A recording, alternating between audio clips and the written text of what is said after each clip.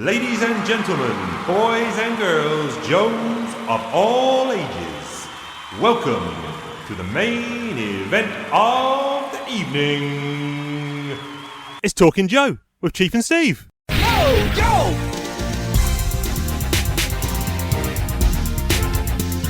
Yo, Joe!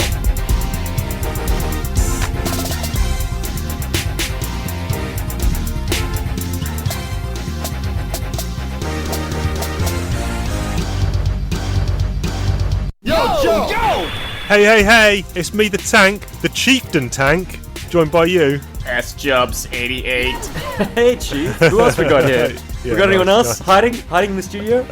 Have we? No, we don't. It's just you and me, man. Dude, we had such a cracker episode with Matt Miller, aka Mate Myler. We need to have that guy back sometime. Hey, mate. Great, lot of fun there, and 100% we'll get that guy back on doing the yeoman's work over there. How have you been though yourself? Oh man, this old world keeps turning on, buddy. I really have no room to complain. Went for a nice long swim in the ocean today. It's something that Beautiful. Kim and I do not see eye to eye with. She hates the beach. Me, love the beach. So it's my fortress of solitude. I go there to peace the F out. So when you say I'm going down to the beach and you really want some quiet time, you know that she's actually going to not join you. Yeah, no, absolutely. It's her kryptonite, literally. But I'll tell you what we do connect on, and that is Streets of Rage. We played the first game. Yes. We completed the first game together. She was like, let's do part 2. I was like, okay. What? Okay. Straight on to the second game, which we completed as well. And then we were like, well, damn, I guess that just means we've got to do number 3. You know People are down on the third Streets of Rage game. Now, I cannot remember it. I must have played it, but I can't really remember it. I don't know, what's the reasoning on being down on it? Well, the soundtrack is a little bit inaccessible.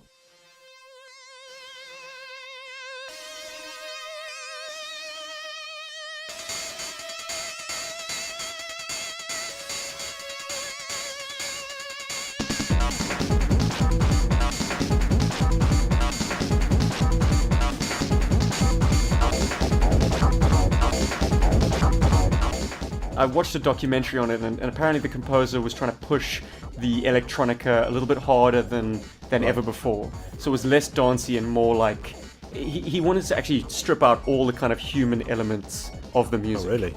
Yeah, so it's very atonal and weird and off-kilter and difficult to listen to. In fact, so jarring that I would suggest for first-time players of Bare Knuckle 3 or Streets of Rage 3, just get the soundtrack to Streets of Rage 2 and lower the music volume. So you just have sound effects playing and then play, pump the tunes, man. The original tunes. That's interesting because, sound often gets overlooked in terms of what it brings to pretty much any form of media. And here's a good example, potentially, of what the bare bones is potentially a good game, but is off-putting.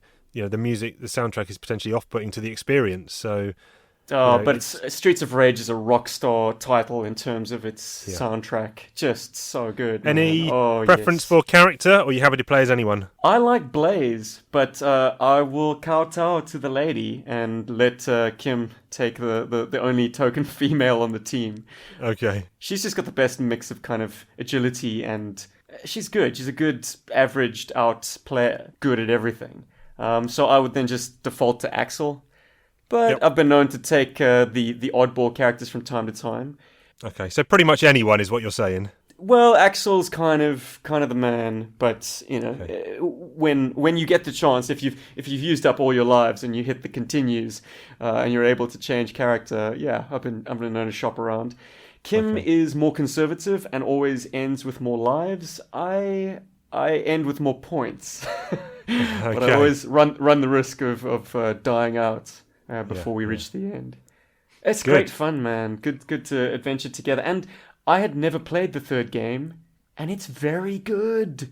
It's got more story elements, which a mind like mine absolutely gobbles up. Like, I would just make up my story with the previous 2 games anyways, when I was playing it as a kid. You know, I kind of script it in my mind and like back and forth with the other player, like what we're doing and who we need to track down and what our characters are thinking. Try and create some kind of internal monologue while we're beating the shit out of these street punks. Yeah, nice. Yeah, man. But you're a role player yourself, so I'm sure you kind of read a lot more into the video games than just what they were spoon feeding you, you know? Yeah, no, I'm not sure I did, to be honest. I'm not sure I did. I think I was just happy to go along with what I was presented. You know, I've kind of said this before, that my video gaming habit in terms of preferences, I never really got into the sandbox games where, the real expansive stuff where you choose your own adventure almost. I always preferred the linear games where I'm being diverted down a certain path and almost being told what to do when to do it. So I don't know if that informs on my character, because I don't think it does in real life, but maybe that's just a bit of escapism or, a release for me to switch off and, just be on rails, if you will, playing a video game. I don't know. Look, I'm not a kind of current generation video gamer, so sandbox games are something that I'm not familiar with. I think that they would just be too much of an option. For me, yes, I'd lose myself. I think, like you, I need something linear. But within that, I would like to overthink things. Tend to think more about the plotting. Yeah, I mean, I guess things like Resident Evil, for example, that is linear because you have to do things in a certain order, but you're still given the freedom to kind of run around and choose which rooms to go into and explore and things like that. So that's kind of a perfect pitch of a balance between having to do things a certain way, but still being able to do a little bit of freedom to explore. I suppose Resident Evil is the perfect example of like the equivalence of deep reading in comic books. Like you can pore over every page, you can pore over every document that your character uncovers in those Resident Evil games and kind of build the story for yourself. Yes. Or you can attempt to speedrun and just plow through zombies, get items, solve puzzles, get it done. Yeah, so perhaps I wasn't thinking clearly about my answer. I think I do like to look at all those. I do like to look at all those documents and all the evidence and all the files and folders and read it. And then, like you say, it does build up a bit of a mental picture, an image, to give you a bit of background about when this big nemesis tyrant or whatever appears. He was cloned from this and gened from this and with the reason of doing this, rather than having no context for it. Was it you who had the Art of Atari? Oh no, I think it was Ben who had the Art of Atari book. Yeah. Yes. Prime example of how, with rather rudimentary games, really, really basic Atari 2600 graphics and processing power, the artworks informed what your mind was conjuring up when you were playing those games. Yeah. Those incredible painted artworks just amazing. Created the world, and you were just kind of doing the mechanics of that world. But in your mind's eye as a child, you kind of fill in the blanks, as it were. Yeah, good stuff. I'm looking to move on to... I was playing The Immortal, as regular listeners will know. I kind of stopped there, pretty much not much further than when I last spoke about it, but I may well go back to that, and I'm just looking over my shoulder here. I want to maybe try Rogue Squadron on the GameCube, or maybe I'm looking... maybe Spider-Man on the Mega Drive. So cool. I think I tried that Spider-Man title. I've been playing Spider-Man on the PlayStation, actually. That Neversoft one. Fantastic game. That kind of nails the mechanic, but it seems almost like it's pitched to a younger audience, and I'm okay with that because I want to be able to play with some level of reward, not be beaten down too many times by a really difficult game. So it's working out just fine for yours truly. Yeah. Listen, it's lunchtime round my way, and as a pre-lunch snack, I want to hit the snacks. So let's do it. Ooh. Let's get the snack police.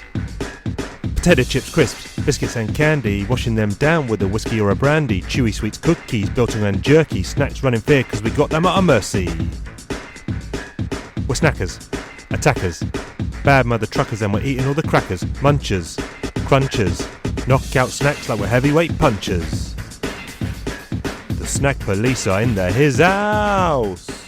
I've gone to a classic. I think these are the world over. It's a box, 200 grams of Ritz crackers. Mm-hmm. And it says the original cracker on the front. Let's have a go. The box is already open because, of course, I've been snacking on these. Simply baked in sunflower oil. Ooh, delightful. I will smash this whole box, I reckon. Yeah, well, it seems like your caveats 10 to out of always 10. insist that there be a big jug of water nearby, because if you're going to smash a box of Ritz, Yeah. and to Aussie listeners, that would be a box of Jats crackers. Hey. Oh, right, okay. Yeah, they've got their So- own original brand. Ha ha ha. I'm just looking at the 100 grams, 490. Yeah, so this box is 980 calories. so that's my lunch. Soaked in olive oil. Yeah. What I'm saying, sunflower oil. Yeah, right. Yeah, get it right. Coronary City. What have you got, my friend? Chiefy, do you associate seaweed with food? Good question, because I do like to make sushi every now and again. Obviously wrapped in dried seaweed. And I bought a packet, I think they're called Itsu in the UK, ITSU. They're kind of like little snacks of dried seaweed. But generally, probably not, but unless it's as part of a dish, like a Japanese dish maybe. But what have you got for me? Chief's non-seafood sushi. Interesting. That's not what I've got for you. But do you do the seafood from time to time? No, but I do. I make non-seafood sushi, yeah. Guessed it. All right, Mr. Vegan. Today I have Doldori, delicious seaweed snack, hot spicy flavor. Now, Okay. the reason I ask you, do you associate seaweed with food, is because I do not. I have avoided Okay. this snack altogether all my life because, I've always lived near the ocean and, skin diving, scuba diving, Yep. snorkeling around a reef. You're bound to, every once in every while, have some foreign object like a piece of seaweed or kelp float into Yes. your mouth. Not nice, is it? And you immediately expel that shit. Yes.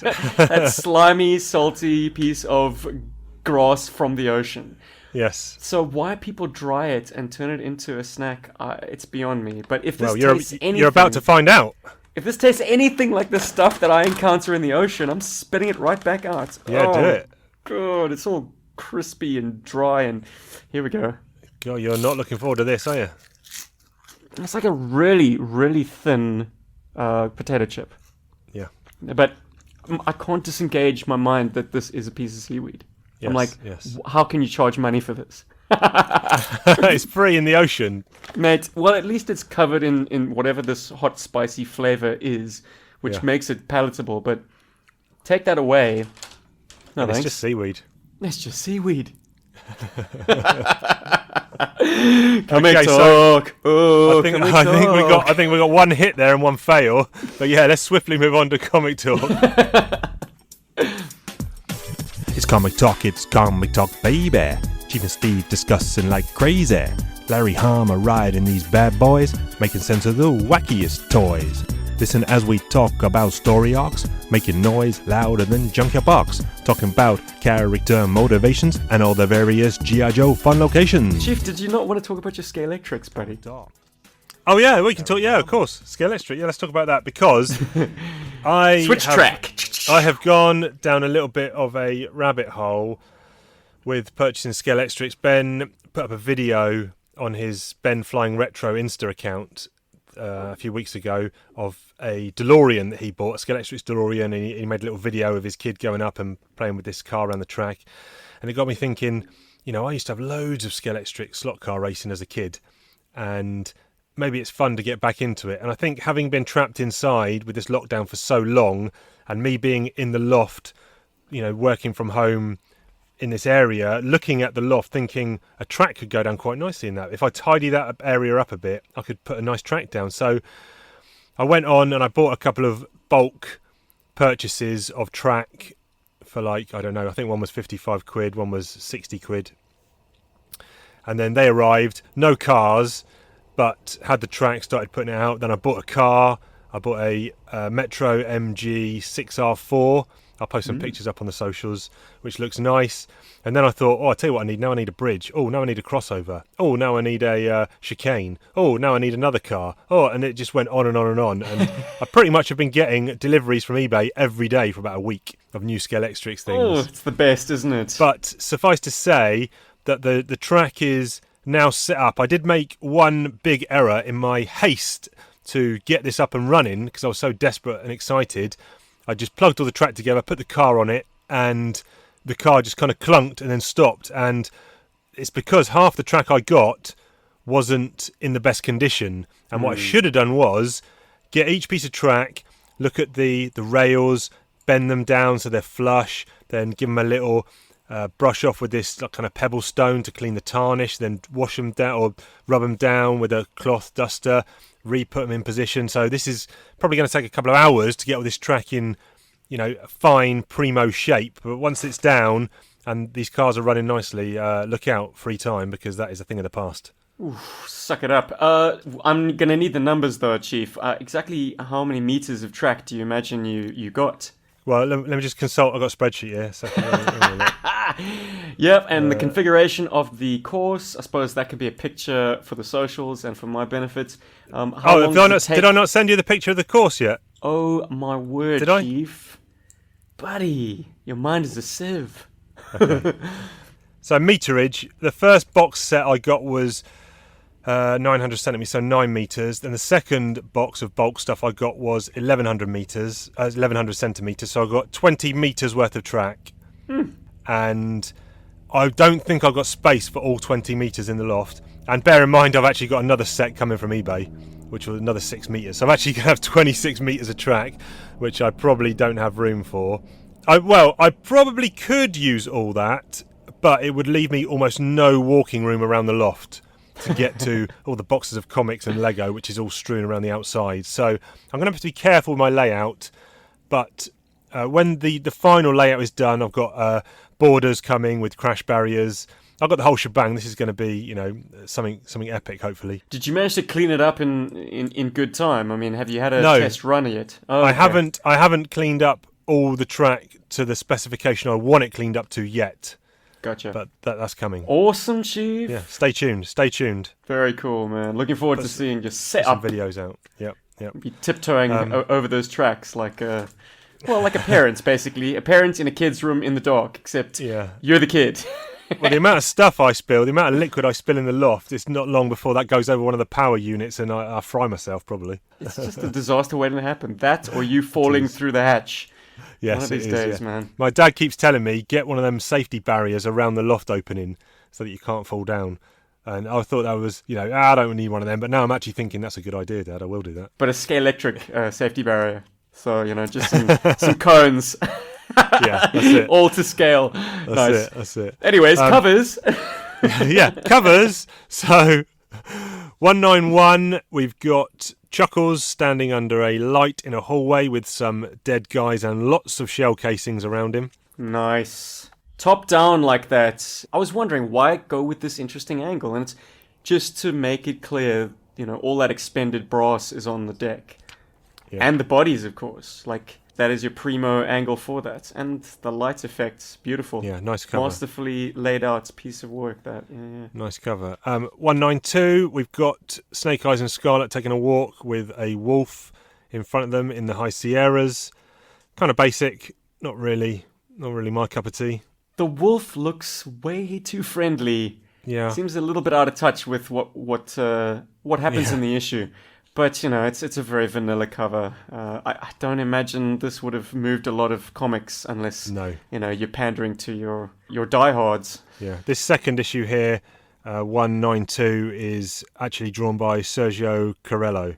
I noticed that, yeah, interesting. And we'll come on to talk about that a little bit maybe. Jay Brown on colours. He inks his own stuff as well. And this 191, S.L. Gallant is on art. And then we've got actually 3 different inkers here. We've got Tom Simmons, Brian Shearer and Juan Castro. And 2 colourists as well, Jay Brown and Joanna Lafuente. So kind of a real mixed bag of creators on this one. But this is the second part of the 2-parter. So we probably should have a recap. So, last time on A Real American Hero. In the midst of a political coup in Southeast Asia, a G.I. Joe team headed by Chuckles sets its sights on Generalissimo Tep and his ally, Major Blood. But while the politicians in Washington try to sort out whose side they're on, the village the G.I. Joe team has been aiding is buried to the ground, and Lady Jaye is captured. Actually, burned to the ground, not buried, but yeah. Hey, buried, burned, potato, Tomatoes, man. tomatoes, yeah. It's just your funky accent, brother.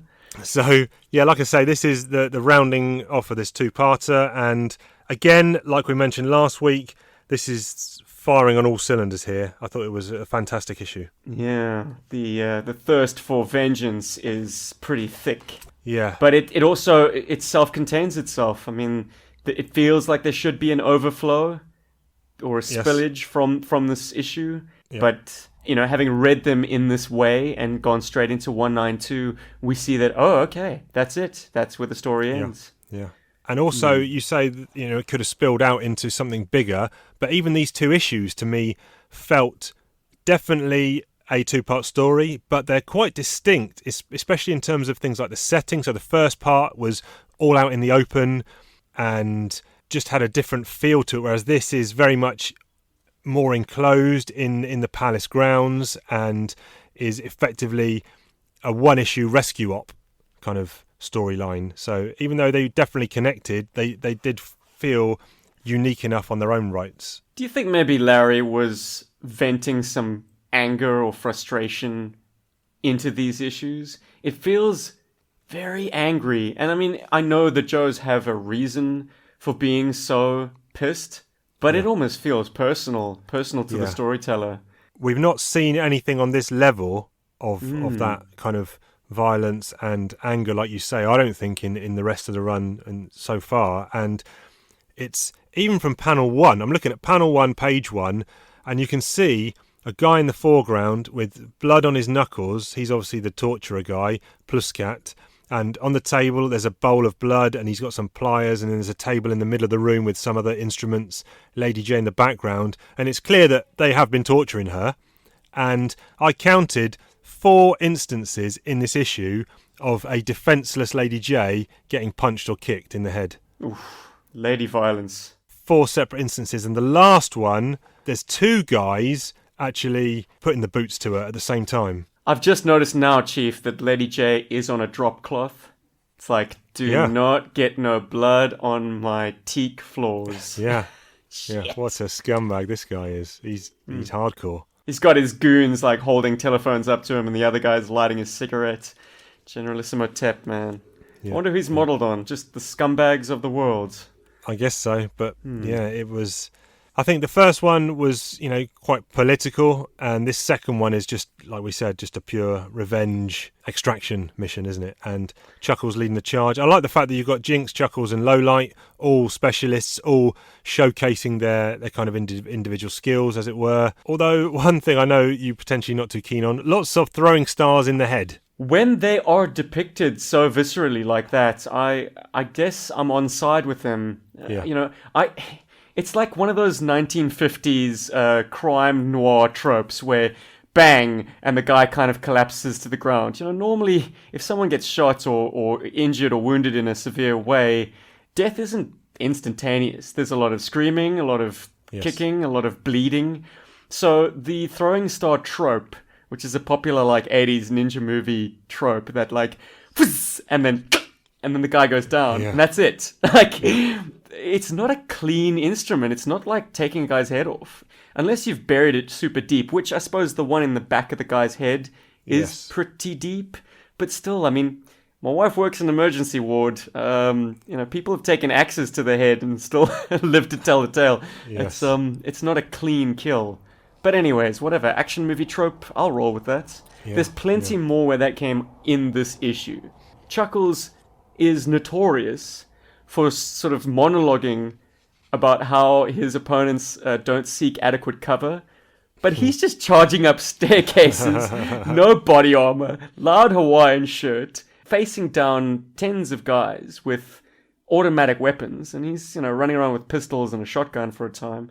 And it's just like, okay, plot armor once again. Yeah, he loves it. He loves it, Chuck. He's shooting guys like one hand under his other arm, kind of behind him at one point as well. And he's like, oh, you shouldn't have stepped out from cover. It's like, well, geez, buddy, you're running up the staircase in broad daylight. No cover for you. Flicked forward a few pages. There's 2 panels in this page where Generalissimo's putting the boot into Lady Jaye. And the last panel, this is page 11, probably doesn't sync up with what you've got. But he's kicking her in the head. It's the last panel on the page. And it's got the word stomp written on the bottom of his shoe. You know an observation I made while reading Battle Action Force today? Go on. No sound effects. Really? Not a single one. Yeah, man. Okay, maybe it was just the issue I was reading, but it seemed like all the sound effects were implied. It took a while for me to cop the fact. I was like, oh, I'm flicking forward, I'm flicking backwards. I'm not seeing a single bit of onomatopoeia. So it clearly is something that is in us by now as comic book readers. Yeah. So I guess that just adds fuel to the fire that my argument is that it's not necessary. Yeah. But stomp written on the sole of his shoe is pretty oddly done, I'm not going to lie. And the fact that it's like the heel and the, what would you call the ball of the foot? Like the toe bit, it's like separated. Yeah. That's great. ST omp.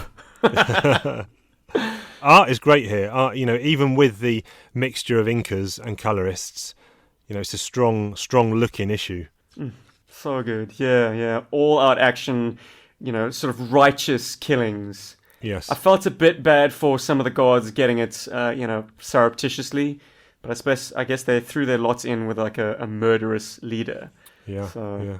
They got their comeuppance. Yeah, and obviously Jaye does get free at the end and, puts the boots on some of these guys as well. Mm-hmm. It's Chuckles that finishes Generalissimo off, though. There's a quick fire change in the politics of the situation because there's a family with a TV on, and on the TV, as Major Blood's kind of crashing through the door, it says, "There's been a coup at the capital. A new reform government is in charge and has declared Generalissimo Tep an outlaw, and he's been sentenced to death." Which is very convenient. You know what? When I read this for the first time, I honestly thought that television set was in the same scene as Chuckles. Yeah, that does kind of that last bit on that page. It almost does, doesn't it? There are separate panel borders, but it's the black kind of masks it a little bit. So it was Blood who is informed by the news that the regime that he's been in support of is now outlawed, and Generalissimo's got a sort of a death warrant on his head. Where's Blood going there, actually? He's trying to find his way back to the palace, the presidential Generalissimo's grounds. Because they've spotted Lowlight as the sniper, and they sent the helicopter out, but then Tep has called the helicopter, and I guess all his forces back to the palace because he's now under siege. Yeah, Blood's making his way back under the cover of the various sort of tenements and buildings. Yeah. And so he's the one who catches the bulletin, and not Chuckles. So Chuckles, he did not have any authorization for that killing. Like, he did not know that it was actually justified, or at least justified by sort of the nation's own law. No. I don't know if that would fly in the Pentagon, but I guess so Chuckles definitely did take the law into his own hands. I don't know. Wow. Tep's raised his gun and he's about to shoot Lady Jaye, and then Chuckles has obviously capped him off. But that's warranted, I suppose, if one of your colleagues has got a firearm being pointed at him, and you yourself are under fire. Look, I think he made good on his word. So no matter how he spins it when he gets back to the Pentagon, this was what he set out to do, and mission accomplished. I mean, at the end of the day, if you don't want to whitewash his role, he is an assassin. He's a trigger man. Correct. Yep. He's a bad boy to handle the dirty work. Yeah. Well, Lowlight was there as well, wasn't he? In the first issue last week, we saw that they were actually there on a sanctioned mission to off Tep anyway, and they were just waiting for the government to give them the green light, and Lowlight was going to actually be the one pulling the trigger. But then, obviously, the Pentagon reversed that decision. But they were there to do an assassination, front and centre. Chief, any thoughts on Jinx and Chuckles as a pairing in G.I. Joe comic books, G.I. Joe media, just in general? Are they more than just, teammates? In terms of this particular, in the Real American Hero run? I'm not necessarily hoping everyone couples up, but I'm interested to know if this is some level of reception to the G.I. Joe Cobra series. Right, yes. Yep. Yeah, maybe. Like, there's an irrevocable link between Chuckles and Jinx now. Now, in the minds of the reader, these two are a thing, even if it's not at all stated. So when we see them in an issue together, does anything kind of fire in your imagination? Because it's not overtly stated in these particular issues, not necessarily, no, but like you say, because of what we've seen in other continuities, it's always a possibility, or you wouldn't be surprised if, there is a scene where in a future issue where they're together. And it does lead you to think, was Chuckles, although he's rescuing Lady Jaye, it would have been interesting if it was Jinx who was the one who was captured and being tortured. Would he have charged in even more readily, or would he have, I don't know. Good points.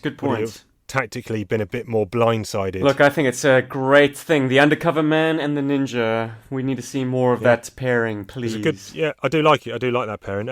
Nice to see Major Blood gets away, but he has been issued against him with a shoot on sight order. So he better keep low. And of course, the rather misleading text, "to be continued." Yes. That is an outright lie. I think that was just pre-stamped on every single issue, to be fair. It's gotten a bit tired. I'm like, I see through you, I'm afraid. Okay. This is kind of where the Emperor's not wearing any clothing. It is not going to be continued. And I suppose this is the first instance, at least in my time on Talking Joe, when that's not been the case. When it's been like, no, issue 192 is a complete break from this plot. The only very tenuous link you could say to be continued is Jinx was in 191 and she's in 192, and that is no kind of link whatsoever. But she is a member of G.I. Joe, and she appears in 2 issues back to back. Yeah, continue the storyline. Listen, what couple this with last week's one, and what's your yo-joage here, sir? Geez. Look, I'm not the biggest fan of run and gun expositions. Because it's very self-aware, It kind of it points holes at the fact that this gunfight is not very tactically being resolved. Chuckles is literally charging out of cover and criticizing his opponents for doing the same. Yes. It's very visceral, and in a kind of 80s action movie, you can't hit Rambo. He can only hit you, you always get the drop on him, you spray down the room and miss him, and he turns around and levels an M60 at you, and that's it. The scene is over. That's how you need to go into it. That's how you need to read it. I'm going to give this a 8.5. 8.5, let me get the pen so I can put it on the spreadsheet. 8.5. Chief, I'm not going to go back and rate everything, man, so my scores, well, I suppose... Yeah, that's fine. It's of interest, historical interest. When S-Jubs came on, this is what he did. I can't remember what, as far back as last week, what I gave last week's the two-parter that preceded this one, Out at Sea with the Major. I know you and Mate both gave it 10. Yeah, I think 8. I think I was, or an 8.5. But I'm giving this the same. Whatever I gave that, I'm giving this the same. Very good. So I'll look back through the history books and find out. But let's move on to issue 192. Let's do it. And we got kind of four points being played out here. One is Snake Eyes and Scarlet up in their cabin. One is Cobra Commander telling Mindbender about some new scheme he's got. One is on the last page, just a reveal of a hidden Dr. Venom hard drive, and Granny Arashikage, whatever her name is, Demon Granny, appearing to Jinx and Pale Peony is kind of the other plot thread. So there's quite a lot going on here. And like I said previously, we've got Sergio Corello on art. And although I do like his art, it is a little bit apart from what we've seen from S.L. Gallant. S.L. Gallant is, I think, embedded himself as probably the premier best... I count Rod Wiggum as well in that category of the best artist we've seen on G.I. Joe. And this is good, but it's a little bit superhero-y in places for me. Oh, you're talking about the topless Snake Eyes? Topless Snake Eyes, Scarlet in very, very short jean shorts. And I don't know, it felt a little bit, in some of the scenes, it felt a little bit out of place. Right. Yeah, I suppose Snake Eyes, it is a bit distracting that he's kind of puffed his chest out so much. That looks very deliberately posed. Yeah. I think if you're hunting for trout... with your bare hands in the river, you're going to be a little bit more hunched over, a little less catching a tan. What I do applaud Sergio on is making Snake Eyes' rubber mask look like a rubber mask. Yeah, we've not really seen that before, have we? It's got a pallor to it, which is the subtlety, but obviously it's got the more overt kind of grotesquerie, which is the fact that it's clearly a mask because it's lifting up. It's not flush with his neck. And no Yes. other artist that I can recall has ever had the I don't know, the attention to detail, maybe even the guts to attempt a... Chutzpah. Yeah, well, it's hard enough drawing faces. But then to draw a phony face, that's going to require something extra. Yes, definitely. And I applaud Sergio's work in bringing that out. Yeah, I like all the scenes he does in the amusement park when they're riding the ghost train. And there's all those these graphics. demons and skeletons and spiders and stuff. I really enjoy that visually. Great lighting use, great colours. I mean, that is one expensive ride. Those things look incredible. And so, just clarify something for me here. Jinx I'll and try. Jinx and Pale Peony have come to this where is it? Amusement park in the Asakusa district of Tokyo, and Yes. they've joined the same car on this haunted house ride. And Granny Arashikage has popped up in the back seat. Who's this guy who's letting them on the ride? Who's collecting the special tickets? Is he part of Granny's entourage? Well, you've got the soft master, and you've got the hard master, and you've got the blind master. He is the loud master, because Right. he's a carnival barker. Yes. I'm also bullshitting you, Chief. I do not know, man. I liked I'm it. No, sorry. I liked it. I'm down with that. He's the loud master. Anyway, I don't know, pal. Anyway, they're on here, and Granny has given them a mission to do Some vagaries, dude. What Yeah. the hell is she even saying? I don't know. It's so She wants to. vague. They're trying to update. She's taken on leadership because she was the wife, or she's now the widow of the Hardmaster, and they want to move the Arashikage set on. And she says much of the leadership and management of the clan must be passed on to a new generation, but in order for that to happen smoothly, certain troublesome loose ends must be tied up. The tying up task falls to you two. It will be a test of sorts. But she never tells them any more information. The last thing she says is, good luck, you're going to need it. And then she's gone. And they're like, what the deuce? Yeah. So, and of course the readers, what the deuce is. Well, hopefully it's just going to fall on them as an action movie should, Yeah, The yeah. protagonist just propelled through the plot. Did you notice anything interesting about Pale Peony's outfit? no, she's wearing kind of sweatbands, but no. What am I looking Sort for? of 80s Cyndi Lauper fishnet gauntlets. Yeah. But yeah. but look a little deeper. The popped collar, the pink blouse, All right, yeah. yeah, the earrings. Yeah. Has she been getting style advice from anyone in particular? You're going to have to... I'm drawing a blank here. Oh, come on, Chiefy. She's clearly stolen some of Zorana's wardrobe. Oh, right, yeah. The pink. Yeah, Very yeah, funny. Yeah. Yeah, that you're is right. Zorana's outfit. I'm of the opinion now, and it's just occurred to me now, that maybe the artist wasn't entirely convinced who this second character is. Yep, you could be spot on there, and it may have been the colorist who then gave her the blonde hair, whereas, although it's kind of got some pink in it, down as they're about to get off the ride, I know it's the lighting, but, she's kind of got some pink highlights in her hair there, so maybe you're right, maybe it was confusion about who this character was supposed to be. Or she just decided to make off with some of Zorana's threads. Yeah, It's like, yeah. Or she I saw took it. your- She saw it on a G.I. Joe file card in the pit and was like, I tell you what, I like this outfit that Zorana's got. I'm going to go and get me some of that. Interesting. Props also to Sergio for nailing the Tomahawk, which is a helicopter full of weird and confusing mechanical details, shapes, lines, and angles. I'm no artist, but I know enough artists who've attempted that chopper to know that it's not the easiest thing to draw, and he's done it magnificently. And presumably, I mean, he's a hitman. This is his first issue on Joe, and he's done an admirable job. That's always the true test for me. Do they nail the vehicles? Because G.I. Joe vehicles are so distinct, and they're so unique to G.I. Joe. They're not necessarily always copies of real-world things. Yeah, definitely. So you can nail the Jeep because, everyone knows what a Jeep looks like. But a Tomahawk, that's something Specialist else. vehicle. Yeah, nice. No, I really like that panel. They've just dropped the house off the hut and they're waving goodbye from the Tomahawk.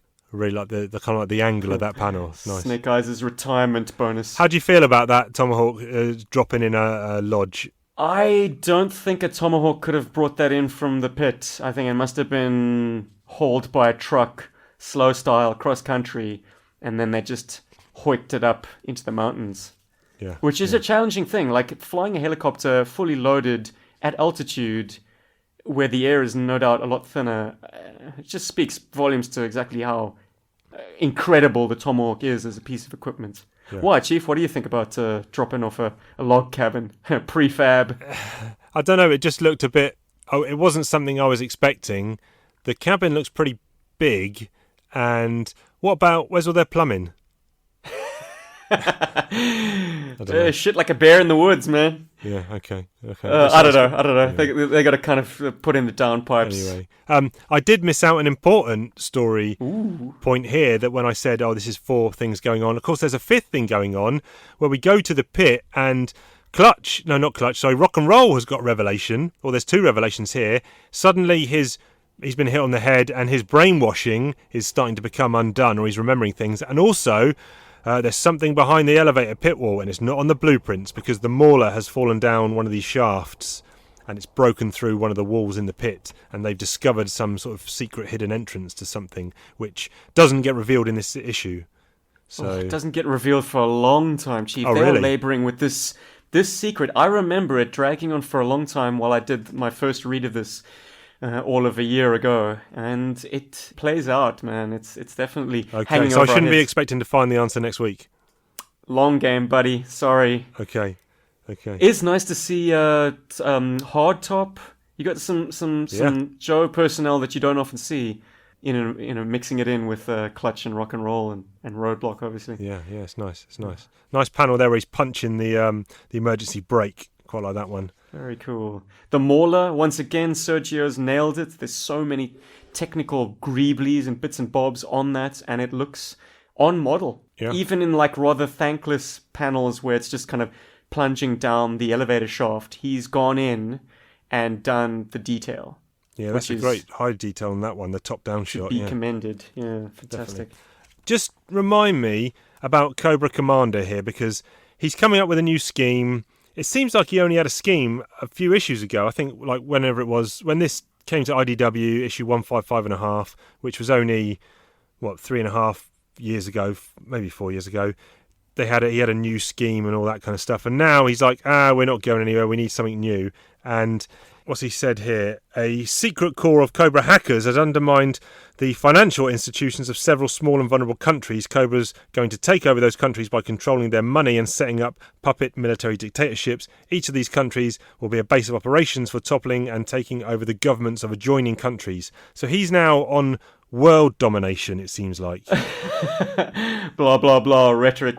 Yeah. It's a rally, man. I've distinctly felt like Harmer constructed the scene but had no idea what was coming, what was going to come out of Cobra Commander's mouth until he sat down to write it, because it was like, I'm building up to my master plan, and then it comes out as something so kind of vague. Yes, isn't this what Cobra does anyways? Manipulate small governments, move money around, seed their personnel into strategic places. It's like Cobra Commander isn't saying anything new, I don't think, in this whole tirade. But it's a very effective, this is clearly how he operates, how he drums up his support. Yes. Next thing I want to talk about is, it doesn't seem necessary to this issue, maybe it plays out later, but we get 2 pages where Destro pops up and, he's doing almost security checks kind of thing. He's running exercises to test the defenses of Rancho Cobra. Yes, it looks like he's preparing an invasion force. I guess you could either look at it as Destro being preemptive, or he's just being his usual cautious self and he's got contingencies for everything. It's like, if Cobra gets crazy, which he's known to do, and we need to go in there and teach him a lesson, we need guys who are very, very au fait with the grounds and the lie of the land. He's gone as far as to create dummy. What's this outfit? Oh, the outfit that Destro's wearing. No, the outfit of his troops. The way I legitimize it is it's the Iron Grenadier standard outfit with a different helmet. Got it. It's just perhaps they're less ceremonial, more tactical look. Yeah. Because those sloped helmets are pretty, I suppose, I don't know, they're just decorative, really. Yeah. There's no reason for those ridges and stuff. Yeah. They've been on the same steroids that Snake Eyes has been on. Looking good in black, man. Yeah. Damn. It's like someone sprayed those suits over their bulging muscles. Yes. Damn. Well, I'll wait to see in future issues what happens with Destro and those guys. And nice inclusion of Destro's personal craft, the despoiler. yes, Once again, Sergio's not afraid to work in authentic vehicles and equipment. He is clearly able to get them on spec, on model, and looking great. Yeah, I've never seen the despoiler looking better. yeah, And he's even got the little like typeset on the wings, that sort of gold lettering. you're right. And Great he's touch. inking his own work here, and it's some heavier inks than we've seen, some more thicker black lines. But that almost adds to the flavour of what he's done with the vehicles here. Rather than he's made them detailed, but rather than going very thin lines and very very technical, he's managed to get them looking technically accurate, but still with kind of muddied thicker lines, which is really nice touch actually. Agreed. Yeah. All right, then let's talk about this wolf with the scar on his face who happens to be the grandson of Timber. Yeah, looking vicious as all hell, man. I guess when... Until he licks his face, yeah. So cute. Love me an animal companion, man. And I never used to as a child. I used to always snub the included pets. I was like, I don't have any room for that in my, sword-carrying, Uzi-wielding Snake Eyes world. But having a really strong bond with an animal adds such an interesting dimension to the human character, if nothing else. Plus, it's an extra teammate, really. Let me show my non-G.I. Joe knowledge here, but what happened to Timber? I don't think it's clear, dude. I think it's... Okay, I didn't know if it was shown on panel, him dying somewhere, and I've just completely blanked on it. Well, you read the original run more recently than I. I was about to defer to you. That but means nothing, my friend. If it did happen, it happened off-panel, perhaps, and it's the passage of time. Of course, Snake Eyes and Scarlet don't age, but their animal companion does. And I was about to say, at the beginning of the issue, you've got an old dude who clearly remembers the legend of the Snake Eyes. Oh yeah, that was cool. I like that bit, yeah. Well, it made me flick back to issue 27, the issue that deals with Hawk and Stalker journeying up into the mountains to confront Snake Eyes and bring him onto the team. Yes. And they brush past a sort of mustachioed dude with a sort of grey, bushy moustache and a mailman. And I thought to myself, maybe one of those two guys is the old dude in the beginning of this issue. I love it. That's the S-Jubs constructing it in his head. Love it. Well, buddy, it just shows that normal people age like normal people. Snake Eyes and Scarlet, there's something else. Yeah, no, that's good. I like that. That's it would good. be great. I really enjoyed that scene. I thought he drew that really well as well. And then to conclude and close out the issue, if you remember, Cobra Commander had sold Broca Beach to some real estate tycoons or whatever it was. They've reopened it, and one of the workmen seems to have found a hard drive, and one of the bosses says, my nephew Vinny tinkers with computers, maybe he can download it onto something, and it's Dr. Venom's backup. So what's in store for Vinny? Ooh, Tom Sholey's fave. And of course the kid's name is Vinny. Oh man, I didn't... Yeah. Vincent Venom. Okay, let's have that hybrid. Interesting, man. What do you feel about Dr. Venom being dug up once again? At what point do we say we've gone to the well too often? I mean, I don't know. I've never been as against the consistent brainwave scanner inclusions as a lot of people, and I think Dr. Venom, when was the last time we saw him? He was getting carted off. Possessing Billy. That's right. He was getting carted off into his own mind with Quinn, wasn't he? Yes. I don't know. He's obviously set for a return, I imagine, then. Yeah, look, I ask primarily about the character of Dr. Venom, not so much the brainwave scanner. I mean, I think we all have a collective groan when that thing's brought up, because it is too easy a plot device to debunk pretty much any plots and change any character's motivation. It's tired. But Dr. Venom as a character, man, he got a very brief time in the sun in terms of his actual physical life in the comic book. Yes. It's lamentable that we didn't have him for longer. Maybe that's why his legacy lives on so much, because we got him at in the teens of the book, where everything was so fresh, everything was so new. He seemed like an interesting new threat that was definitely something altogether his own. So if this brings a little bit of a switch up to the established order, I'm all for it, because Dr. Venom was an interesting mind, and maybe that's all that you need But I am always sad that we lost him as a character all too early. Yeah, that's fair. I mean, again, this issue. And scumbags like Dr. Bloody Mindbender flouncing around with his codpiece all the time. I mean, he should have stayed dead, damn it. This issue, as we discuss it now, it's kind of making me realise it's a really good example of a segue issue. So we had that kind of hyper-violent, angry two-parter. This is kind of almost a relaxed, laid-back one. There's not really much gunfire or action apart from Destro, but that's just him training his troops. And what it's doing, it's a perfect setup issue. It's seeding all these subplots, which hopefully, you've mentioned some we have to wait on for a long time, but that are going to hopefully flourish into the upcoming issues. But, on reflection, quite a clever issue. If I'm to compare it to Like Chimney Sweepers Come to Dust, which yes, issue always 22. rated very highly, as a kind of a downtime issue, I think this one has a cliffhanger instead of a conclusion.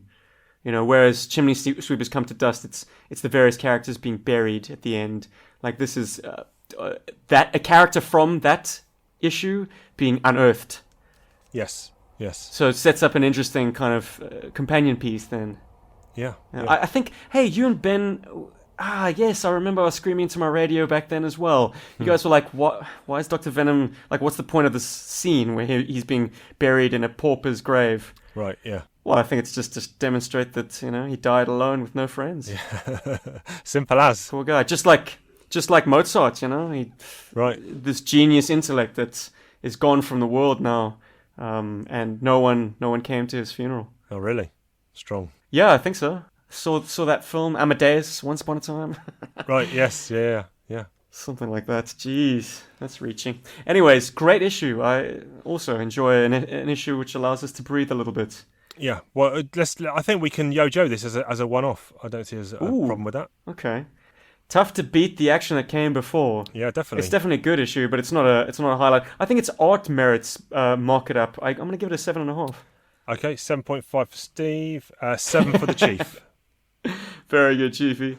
Good stuff. We will be moving on to 194 and 195 for next week. Mm-hmm. Right now, though, it's time to talk about some toys. Steve talks about toys, ho ho. Steve talks about G.I. Joe. He talks about all the toys from the comic book and the animated show. Steve talks about toys.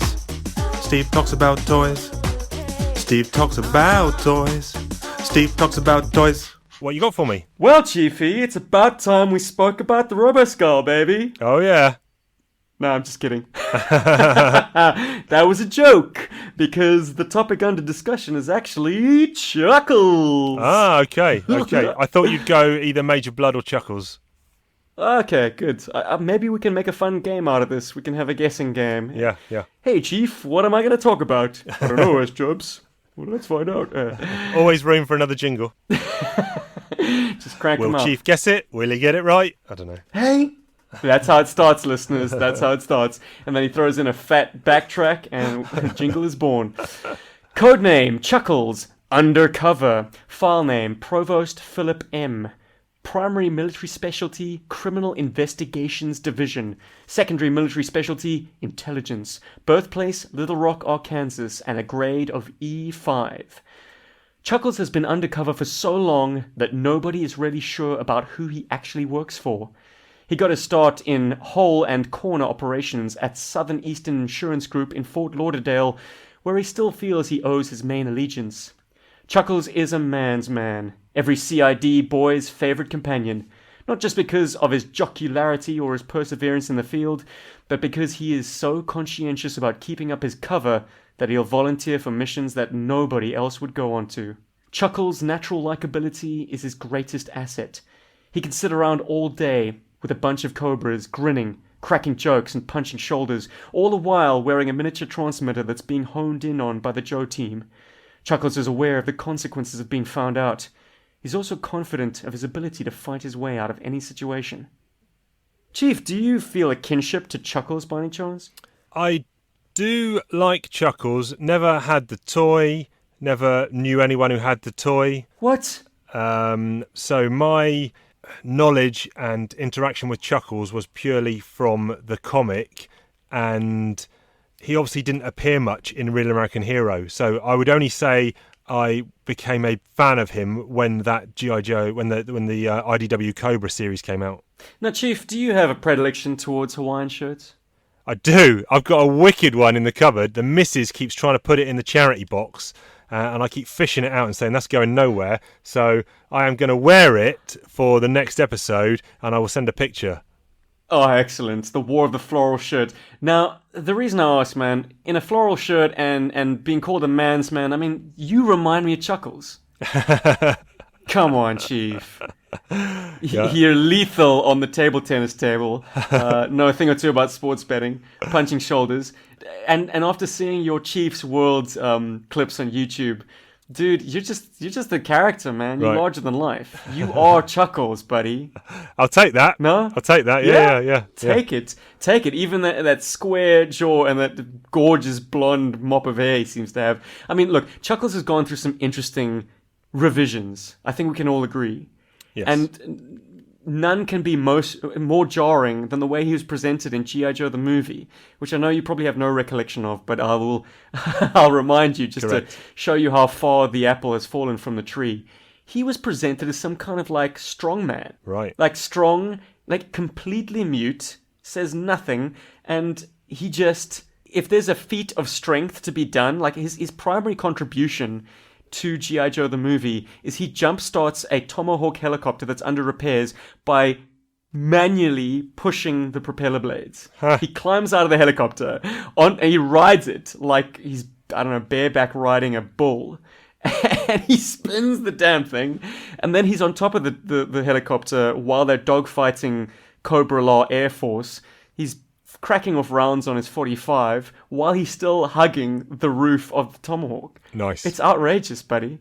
He also fumbles a training operation with Beachhead. He's supposed to use a Havoc, that sort of ground vehicle, Yes. to take out some HISS tank targets. He misses his opportunity to fire at them. So he jumps out of the Havoc, pops the canopy, throwing Beachhead off the top of the vehicle, and then manually grabs one of the missiles from the side and lobs it at the HISS tank, destroying it in spectacular fashion. Okay. And says nothing.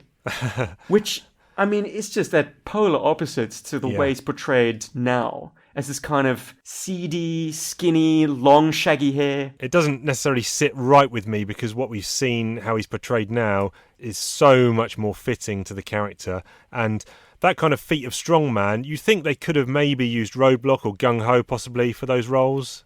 He was just one of the new toys for 1987. Okay, there you go. Simple then. as that, man. Yep. In fact, they made their own unit called the Rawhides. They were recruits that then kind of worked together in the field. It was Chuckles, it was Jinx, it was Lieutenant Falcon, it was Tunnel Rat, and Law, Law and Order, sort of canine and the dog. And then a character that wasn't produced, at least not in that wave, a guy called Big Lob, who was a hand grenade throwing. You know Big Lob from Shirley's. Yeah, with the comic big book. afro. Yeah. He looks quality in that. I love him in Transformers G.I. Joe. Yeah. He's an absolute character in the movie. You guys need to review it, I'm telling you now. In the comic books, there seems to also have been a backscaling. He's presented as this meaty dude who's brawling with the Dreadnoks on the beach in his debut issue and getting his head knocked in with an exhaust pipe and kind of shrugging that off, and then confronting the Pentagon pencil pusher extremists who had employed him and Falcon and Fostraw and all those guys to erroneously become G.I. Joes. If you don't know what I'm talking about, read the issue. It's in the 50s. I think Todd McFarlane's penciled issue. Anyways, he's presented once again as some kind of brutish, big, blonde, burly dude. And there's been this incredible about face to him being very lean, quiet, ponderous, intellectual. He's got the long, unkempt hair. He's probably got, 3-day stubble most of the time. Yep. He's definitely had a complete metamorphosis. And as you say, this is far more palatable. We like this. Definitely. It feels like the job of being undercover Song has taken its toll on his health, his outlook. I mean, there's no ways you're going to be in the gym pumping iron, getting that Schwarzenegger physique when you are, 3 layers deep in the Cobra hierarchy. But let's talk a little bit about the toy. What do you think of the holster on that figure? Great touch. Does it sit too high, or is it nice? Look, we're talking 1987 toy here, and it's rudimentary as all hell. This was, I think, the first example of a practical holster in the toy line. Oh, Certainly wow. in G.I. Joe, a Real American Hero toy line, but perhaps in toy history at that scale. Okay. So I think it is what it is, man. It needs to accommodate an accessory, so it is kind of a little bulky. I quite like it, you know. Nice! As do I, man. A practical holster, apart from the novelty, it's just cool, man. And it is the perfect accessory for his specialty of being undercover. Yeah. There are alternate ways of wearing it. The photograph I sent you has him slinging it over his shoulder. Yes. But you could also sling it and sort of double up on his belt and just have it holstered at his hip. Okay. Does that figure have on the art there? Looks like he's got some massive. Is it some massive knife he's got on his right leg? Does that appear on the figure? It's a sculpt detail only. That's what I mean. Does it appear as a molded? Yes, it does. Okay. It does. Which, okay, honest opinion, Chief. For undercover work, are you digging the camo pants or the cargo pants, the kind of military BDUs, or do you reckon he should have probably had slacks? Maybe some chinos, some slacks would have been, you know, a better choice for undercover. I think. Yeah. He seems to be trying to have the best of both. Which, I mean, when we see him in comic book form, and he's kind of, it seems like the shirt is a point of pride. He's adamant to wear it even when he is doing tactical work. Yes. Yeah. Yeah. So it's a nice, it's a character choice. It would be nice if then he could wear some kind of like tactical armor over that. Yeah. Now the next one great touch. down, I'm not digging the sleeveless one at all. So this is from his second version, which was a kind of an exclusive called Operation Flaming Moth. He was packaged with Shipwreck, and the reason for the sleeveless sculpt is, I think, just because he's kind of on the job, man. They're at sea. He's obviously been through hell, and the sleeves got sacrificed at some stage for practical reasons. Sun's out, guns out, right? Yeah, yeah. You say he's been through hell, but I was zooming in on his face. He looks weathered and old, man. He's either done a lot of drugs or he's had a hard life, because he looks like he's got an old, beaten, leathery face with big bags under his eyes. Like I say, man, undercover work is not kind on you. No. Age is a man. Yeah. But it was a nice presentation with old Shippy. Yeah, nice. That box art's lovely. In a foam container. Yeah. So this last picture I'm looking at, I personally wouldn't. If you just sent me this picture blind and said, "Who's this?" Chuckles wouldn't have been my guess. But that's not to say that every character has to remain in their original recognisable outfit. But I'm really on the fence. I can't decide if I think this is okay.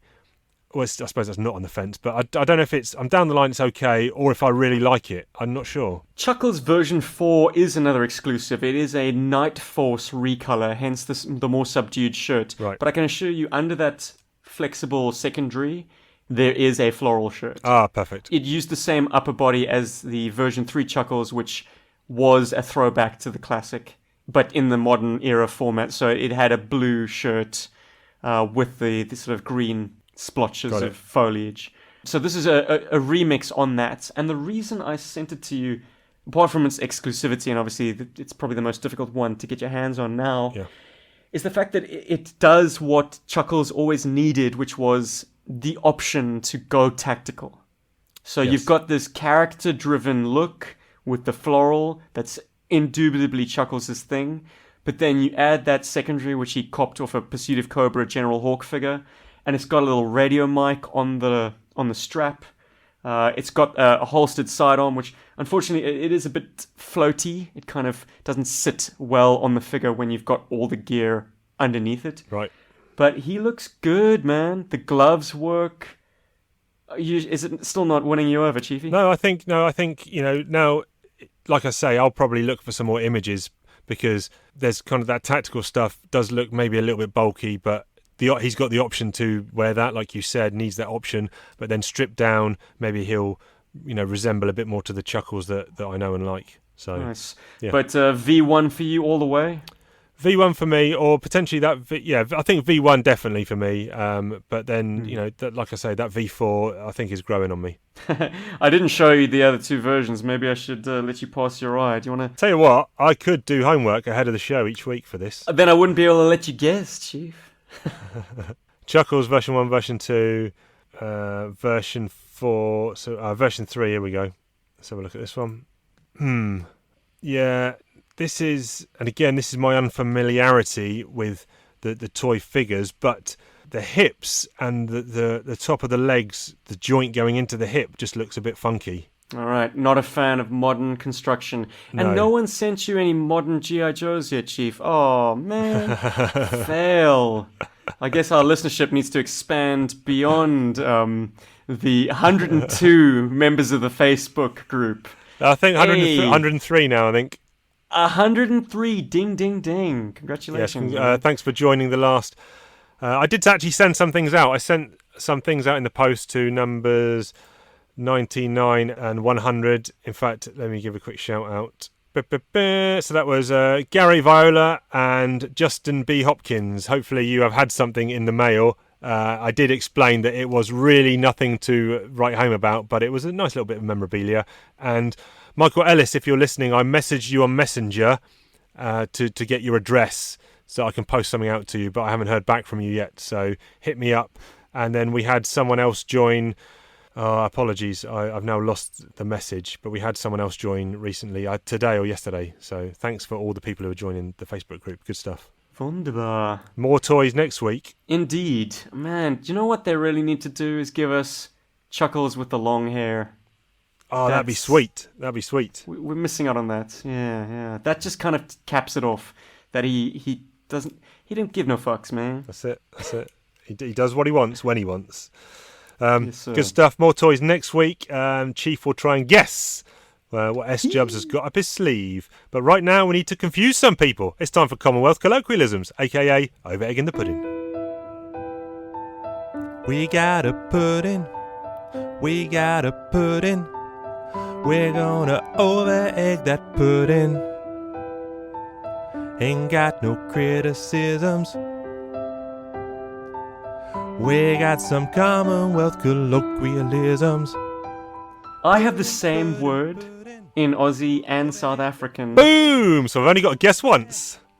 But they mean different things, No, I got to guess twice. The word is donga. Donga. Okay. So, dong would be your manhood. So, donga, how are you spelling that?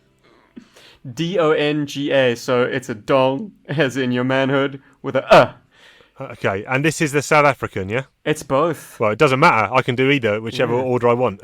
So effectively, you have two chances of getting your guess right. A donga. A dong. Hey, mate, are you going down the local donga? No, that doesn't work. Hey, while you're out, pick us up a donga, will you? No. I got to hit the restroom for a donga. No. Donga. What are you basing this on, Chief? Just the sound? No, I'm just saying. I'm trying to put it into everyday conversation and see what fits. Work it into a sentence. Oh man, that game last night, that was proper donga. No, that doesn't work. Donga. I'm saying to the brick shithouse and drop a donga. One of them is donga. One of them is something you'd say in the kitchen.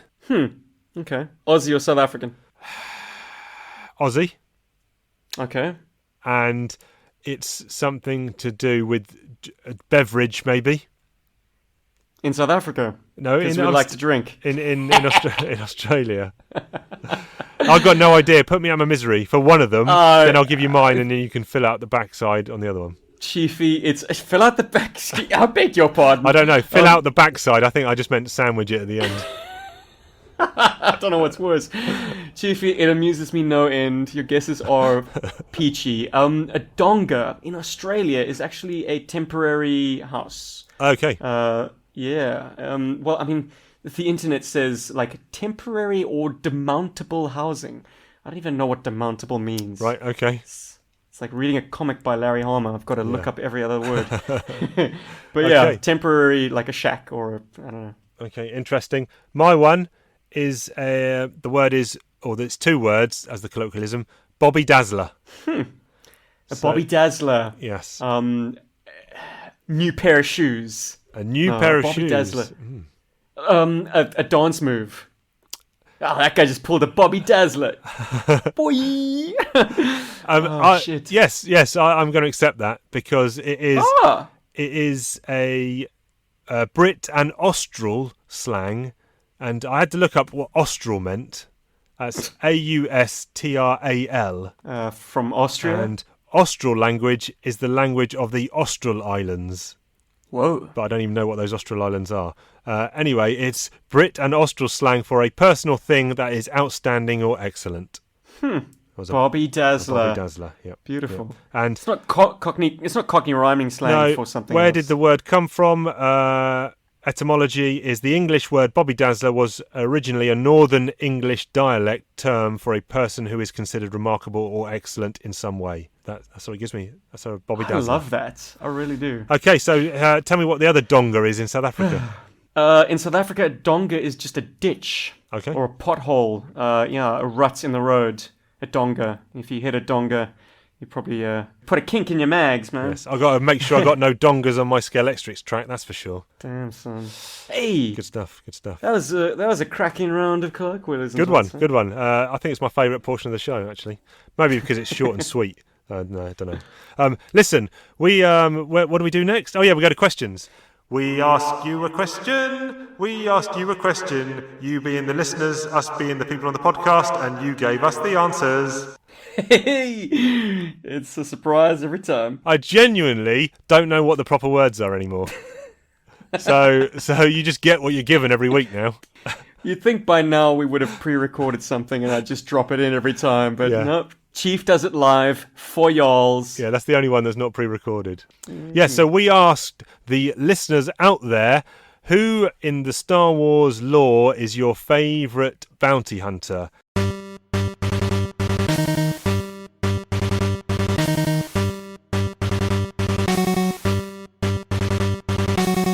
Now, I wasn't sure what to expect. I thought we would get a smattering of Boba Fett's, but I honestly thought he would not make up the majority of answers. In terms of Fett or non-Fett, I thought non-Fett combined would be bigger, but how wrong I was. Fett was clearly the number one choice. Well, how could we not have anticipated that? I mean, it's just...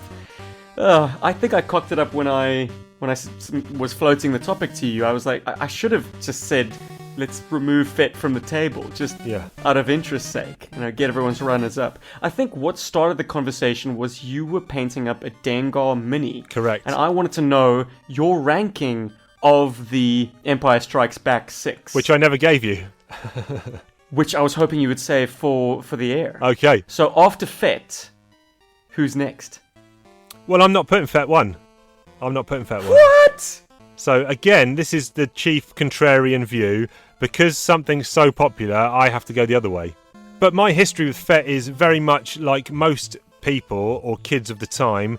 Who the heck is this cool guy who says the minimal amount of dialect and words, but just has this air and this kind of vibe of just sleek coolness? And clearly he was the best character in Star Wars for me as a kid for ages. But then it's as I kind of grow up, I get to start liking minority characters in pretty much all media. I'm not going to choose the front and centre person. And I think that kind of went the way with the bounty hunters in that I'm a massive Boba Fett fan, don't get me wrong, but there's something cool about Bosk and IG-88 and just this lack of screen time and having to dig around online and in books to get a bit of back history and things like that, which made them appeal a little bit more, I think. My brother had the IG-88 action figure from the Empire Strikes Back collection. Yep. And it wasn't with us for long. For some reason, when I was still chewing the corners of the furniture, it disappeared. But I do remember thinking this figure was the most detailed action figure I'd ever seen. Yeah, you see, I didn't like the IG-88 action figure as a kid because I thought it's tall and spindly and the legs are too bendy and it just wasn't... I didn't hadn't seen it in the movies, so it had no personality and no backstory as a kid, and I wasn't, as opposed to S-Jubs, who was making up backstories for all these characters. I wasn't doing that. In the film, it was literally a junk pile of like spare parts cobbled together to make a extra. It wasn't animated at all. Yeah. Like, didn't IGA it? It just stood there. It was literally just a sculpture of metal. Yeah. I'm going to run through some of the answers we did have that were non-FET related. And Cad Bane got a couple of mentions. Obviously, I am doing the Star Wars Clone Wars rewatch with Ben over on the Outer Timers, and Cad Bane has shown up there already and doing his thing. And, I don't mind Cad Bane. He's fine. I think of the animated bounty hunters, we've seen a few. Someone also mentioned Ambo, I think his name is, who is the bounty hunter. He doesn't really talk, and he's got like a big circular flat hat that he throws. You know that guy? Hell no. Okay. Where's that from? That's from Clone Wars. he's from the animated show. I don't know if he's appeared in other media at all, but He copped that from Oddjob. What, tossing his hat around? yeah, he's only had a couple of appearances as where I'm up to in my chronological rewatch of that series. Actually, there was a better picture on the other image, which I didn't send. Oh, Chiefy, I'm sorry, man. I can't follow you down that rabbit hole. If it's not the original trilogy, I can't watch it. And if it's not the theatrical release of the original trilogy, I can't watch it. I'm one of those. Okay. I'm literally one of those. That's fine. Someone said IG-11 from The Mandalorian. Yeah, and then you realise he's Maori. Right. I mean, it's voiced by Taika Waititi. Yes. So I'm like, what, Fett has a New Zealand accent? And now the IGs have a New Zealand accent as well. I'm like, come on, man. Yeah. The way is clear for South Africa. I will lend my voice for free.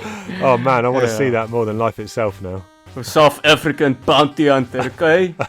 I'll skin you alive, you hear? It's made for it. I'll leave you bleeding in the donga. Who else do we have? Someone actually said Mandalorian as well. Yep. And someone even used Mando's like actual name, Din Djarin. That was Skylore. Yeah, Din Djarin. Yeah, Skylore. Yeah, that's cool. Someone Scrap Iron did say Dengar. Dengar is probably my least favourite, I think, of the original 6 bounty hunters that we kind of saw in Empire Strikes Back. Yeah, mine too. It looks like he's hurting already. Poor guy, can't catch a break. He, I believe, has a back history, I don't know if it's still canon, with Han Solo and swoop bike racing, I think. Well, if it was in Shadows of the Empire, I don't think it's canon anymore. It's not I mean, I'm not as... Ben is very much a canon junkie, so if it's not canon, he's not as interested, whereas for me, I don't care if it's not canon. I love all those old Dark Horse Star Wars comics that have been kind of pushed to the wayside, although Marvel did reprint them under the Legends banner, so I think that just gives them the opportunity to pick and choose bits they might have liked if they want to reintroduce it. But I'm more of like, look, if it's a good story, I'm not bothered whether it's canon or not. I sent you a picture before we start recording. I've got a book called Star Wars Tales of the Bounty Hunters. Love that book, man. Full of little tidbits. Gonna give that a reread. Back to your original question, let's say Bosk is probably number 1, Boba Fett is number 2 for me. Now probably IG-88, then Zuckuss and Forlom do work together, but I'd probably say Zuckuss is my next, then Forlom, then Dengar. Nice. Something that Tales of the Bounty Hunter book details that, blink and you miss. If you're basing these guys purely on their looks, then it's take it or leave it. But Zuckuss, he's a Gand, and their race can predict the future. Okay, yes. They have some kind of, like, they can get premonitions. Yes, yeah. And the way they get it is in hyperspace. Oh, so right. when they're traveling through hyperspace, they can kind of go into a meditative state and guess the future. I think that made them expert navigators. Yeah. I might be making this up. No, this might be my headcanon. But give it a read, Chief. That Oh, sounds geez, cool. more homework. Oh, no. More homework for the Chief. He's got to read a whole book. Quick shout out from the Chief also to Aura Singh, who I'm not sure if you're familiar with. Kind of white, pale, pasty face with a big red sexy top knot. I'm not sure what other media she appears in, but I know she's definitely in Clone Wars animated series. But I'm sure she's in comics I've read before as well. Didn't she cameo in one of the episodes, one of the prequels? I seem to remember her being in a Dorling Kindersley book, I think. Yeah, possibly. But she's cool. She's a good character. But yeah, thanks for your feedback as always, listeners. Even though Fett seems to be clearly the one and only for most people. I'm looking at an image of him now. Hot damn, he is cool actually, isn't he? Yeah, man. Where do you rate Django out of interest? Didn't I tell you I swore off the prequels, the sequels, yes, everything but the OT? You told me that 5 minutes ago. 1977, 1980, and 1983. Yeah, bro, I don't rate Django. Actually, you know what? Django's story as being a Mandalorian faker is far more interesting to me than the religious sect that they've made the Mandalorians into now. Yeah. Like, I thought of the Mandalorians as these, like, warrior race from prehistory. Right. Like, they rubbed up against the Jedi back in... Yeah, that's right, like, because I've read Tales of the Jedi by whoever wrote that, Kevin Anderson or someone wrote that way back in the mid-90s, and that did have references to, like you say, the old Republic and the old Jedis rubbing up against the Mandalorian warriors flying these massive winged creatures. You haven't watched The Mandalorian, have you? Yeah, I have, yeah. Oh, you have? Okay, fantastic. Okay, good. Well, I guess, look, it's a very fertile universe to play in, and I'm glad we're getting answers to these questions all of a sudden. But of course, Star Wars was that thing that, like, these legendary movies were left with us for so long without being followed up, at least not definitively. Yeah. Sure, there were books, there were comic books, but... if you only absorbed the films and then absorbed them again, reabsorbed them, kept watching them, you formulated your own headcanon, and unfortunately, what we're getting, as good as it could possibly be, can't be what I've got rolling around in my dusty innards. What does C-3PO say? So where do you fall on The Mandalorian then? It looks fantastic. It had some great ideas. I understand why they brought in the child to just be meme fodder and push its popularity through the roof. But I think it was at its most successful when, like, you got to see an ATST. Yeah. Like, I just want to see the toys, man. Yeah. I'm less fussed about the mythology of the Mandos. Yeah. I didn't like the idea that they still exist. I wanted them to be extinct. I wanted Boba Fett to be a scavenger who just cobbled together some of their legendary armor. Like, he was, I don't know, maybe he was hitting a bunch of museums and just stealing artifacts and cobbling together his own legend as a result. Isn't he supposed to appear in season 2? Or have I completely made that up? Well, that's also going to kind of alienate me because, once again, I don't want Boba Fett to be a Mandalorian. I want him to do something else. Yes, correct. He's not part of this cult, part of this religion. No, but he might not. When he turns up, he might be, the scumbag bounty hunter, win at all costs. I don't know. I think he's happy to be kept in the Sarlacc pit. Well, he's not happy, but I'm happy for him to stay there. But listen, released today, which as time of recording, when this lands, will have been out for 2 days, is the new episode, cheap plug, of The Outer Timers, where we actually have about a 50-minute discussion on the prequels. So if you're interested in me and Ben's views on the prequels, then listen to that. But S-Jubs, you might have to, get a few whiskies down you before you tread down that line. They're just unwatchable, man. Okay, well, definitely don't listen to our views. Soz.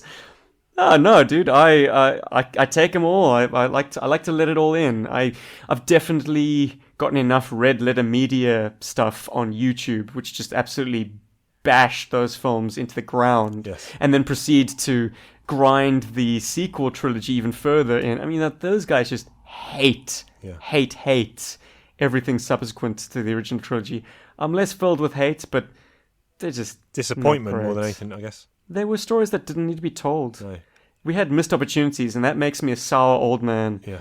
1999 or 1997, I think, when they started principal photography on episode 1, was the perfect time to get the old gang back together again and tell the story, the ongoing story of Han, Luke, and Leia.